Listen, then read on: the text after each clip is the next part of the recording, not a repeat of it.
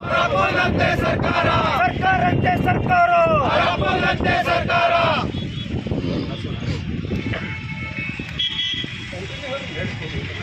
ನಾರಾಯಣಗೌಡರ ನೇತೃತ್ವದಲ್ಲಿ ಇಡೀ 31 ಜಿಲ್ಲಾ ಕೇಂದ್ರಗಳಲ್ಲಿ ಇವತ್ತು ಕನ್ನಡಿಗರ ಮಕ್ಕಳಿಗೆ ಉದ್ಯೋಗದಲ್ಲಿ ಮೀಸಲಾತಿ ನೀಡಬೇಕು, ಡಾಕ್ಟರ್ ಸರೋಜಿನಿ ಮಹಿಷಿ ವರದಿಯನ್ನು ಸಂಪೂರ್ಣವಾಗಿ ಜಾರಿಗೆ ತರಬೇಕಂತೇಳಿ ಒಂದು ದಿನದ ಸಾಂಕೇತಿಕ ಧರಣಿಯನ್ನು ನಾವು ಎಲ್ಲ ಜಿಲ್ಲಾ ಕೇಂದ್ರಗಳಲ್ಲಿ ಮಾಡ್ತಾ ಇದ್ದೆವು.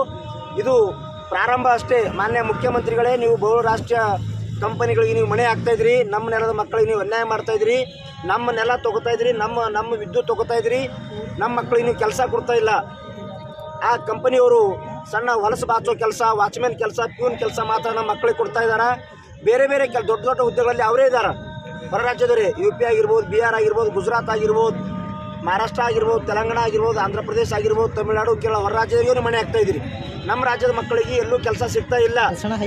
ಮಾನ್ಯ ಮುಖ್ಯಮಂತ್ರಿಗಳೇ, ಕೂಡಲೇ ತಾವೇನು ಕನ್ನಡ ನಾಮಫಲಕ ಕಡ್ಡಾಯ ಯಾವ ರೀತಿಯನ್ನು ಸುಗ್ರೀವಾಜ್ಞೆ ಮಾಡಿದ್ರಿ, ಅದೇ ರೀತಿಯಾಗಿ ಸರೋಜಿನಿ ಮಹಿಷಿ ವರದಿ ಸಹ ಸಂಪೂರ್ಣವಾಗಿ ಜಾರಿಗೆ ತರಬೇಕು.